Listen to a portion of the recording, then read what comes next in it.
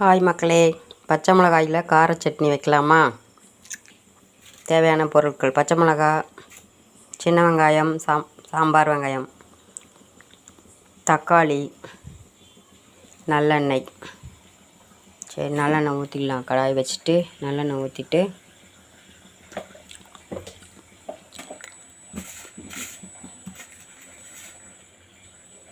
பச்சை மிளகாய்,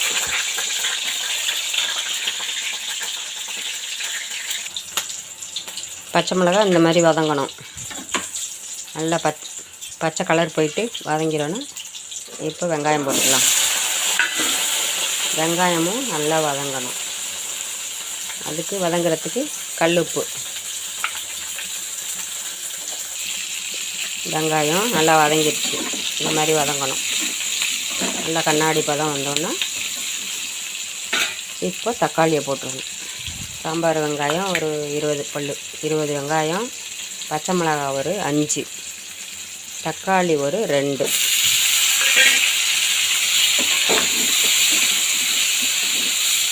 இது நல்லா வதங்கணும்.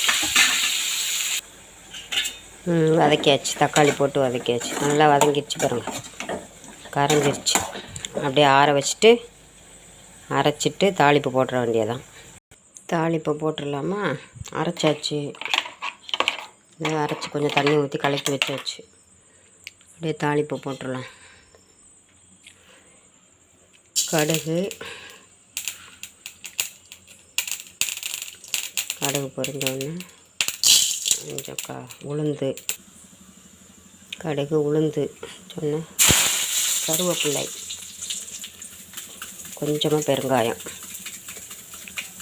பெருங்காயம் போட்டு அரைச்சி வச்சுருக்கதை ஊற்றிடலாம். ஊற்றிட்டு கொஞ்சமாக தண்ணி ஊற்றி கொதிக்க விட்டுடலாம். அவ்வளோதான்.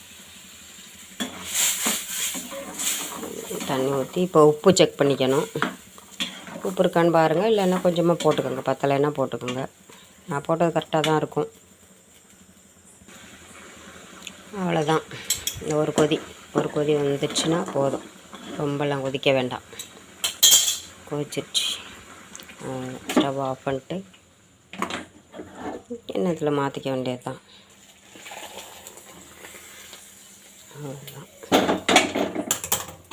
பச்சை மிளகா கார சட்னி சூப்பராக இருக்கும். இட்லி தோசைக்கு நல்லாயிருக்கும். சாப்பிட்டு பாருங்கள். செஞ்சு சாப்பிட்டு பார்த்துட்டு சொல்லுங்கள்.